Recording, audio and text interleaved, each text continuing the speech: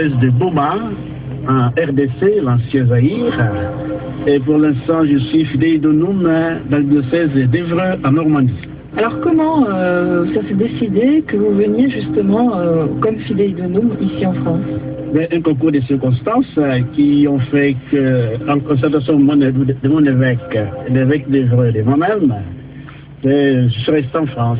Au départ, j'avais eu un petit souci de santé, qui a fait que je suis resté. Donc, mon premier contrat que j'ai eu pendant 4 ans, 5 ans, c'était un contrat par rapport à un suivi de santé. C'est à la suite, à la demande de l'évêque d'Évreux, je suis resté comme fidèle de nous. Alors, quelle est votre mission ici à Évreux? Alors, à Évreux, j'ai plusieurs casquettes. Je suis curé des paroisses, 20 000 habitants, 23 églises. Je suis tout seul. Je suis également délégué diocésain à la coopération missionnaire pour le diocèse. Et puis, je m'occupe des séminaristes. Je suis délégué de l'évêque pour les séminaristes. Je fais beaucoup de choses. Alors, j'ai été aussi élu par le presbytérium au conseil presbytéral. Et je suis membre du conseil épiscopal élargi. Tu veux dire que vous êtes vraiment un prêtre bien ancré dans le diocèse où vous vivez aujourd'hui, bien que venant d'un autre diocèse? Mais j'apprends à être normand parmi les normands. Voilà ce que je pourrais dire. Je pourrais répondre à cette question. Et alors, comment vous concevez aujourd'hui votre rôle? Est-ce que vous êtes un prêtre comme tous les autres du diocèse d'Évreux aujourd'hui? Ou est-ce que le fait de venir d'ailleurs, ça apporte une couleur, quelque chose de différent, une tonalité? Je crois que je suis d'abord prêtre du diocèse d'Évreux comme tous les autres. Et ma mission, je ne la place pas comme les fidèles de nous qui sont partis jadis. Parce qu'ils sont partis chez nous.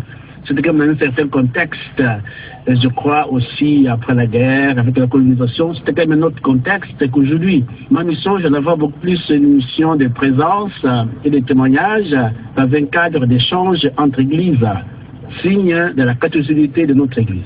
Et est-ce que il y a quand même des manières de vivre en église, des manières de vivre sa foi aussi qui sont différentes, parce que malgré tout vous restez africain?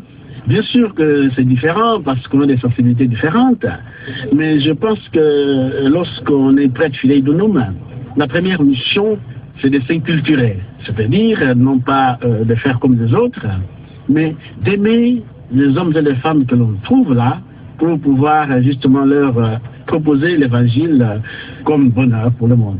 Qu'est-ce qui, lorsque vous êtes arrivé en France, vous a paru le plus déroutant dans la manière d'être chrétien ou d'être prêtre ici? Mais il faut quand même prendre la société française comme elle est. C'est que c'est une société empreinte de laïcité et de pluralisme, ce qui n'est pas le cas chez nous.